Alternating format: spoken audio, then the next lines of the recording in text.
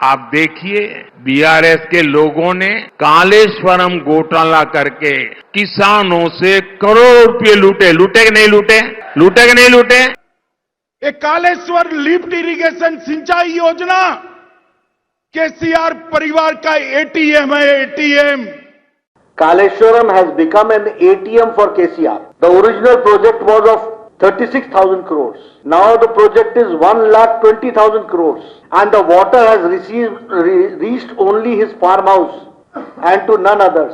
This is the state of corruption, height of corruption of KCR's government, which we have to understand. आग्रह करूंगा कि आपको जाकर के उसको देखना चाहिए। वो कालेश्वरम के तीनों पंप हाउसेज, जो तीनों बराजेज हैं, उनके पंप हाउस डूबे हुए और हजारों करोड़ रुपए का गबन पहले जो उसमें हुआ था, उनको अब भरपाई करने के लिए, उन सारे पंप्स को रीइंस्टॉल करने के लिए, क्योंकि वो टेक्निकली अपराइज्ड नहीं था, फेल हो गया था, तकनीकी दृष्टि से सही नहीं बनाया गया था।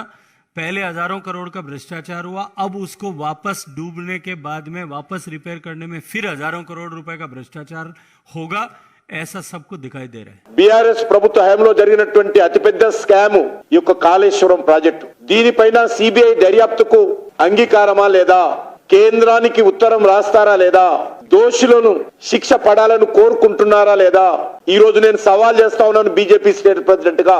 దమ్ముంటే సిబిఐకి దర్యాప్తుకు ఆదేశించాల్సిందిగా నేను సవాల్ చేస్తా ఉన్నాను. ఆదేశించినటువంటి 48 గంటల్లో సిబిఐ దర్యాప్తు ప్రారంభిస్తుందని కూడా నేను హామీ ఇస్తున్నాను. కాళేశ్వరం విషయంలో అవినీతి జరిగిందనే విషయము వాస్తవము. దాని మీద దాగుడు మూతలు ఆడుతున్నారు కాంగ్రెస్ బీఆర్ఎస్ వాళ్ళు. కాంగ్రెస్ పార్టీ నాయకులే గతం నుంచి ఆరోపిస్తున్నారు, మేము ఆరోపించినాం. ఇన్ని రోజులు కేంద్రాన్ని ఆడిపోసుకున్నారు, కేంద్రం ఏం చేస్తలేదు.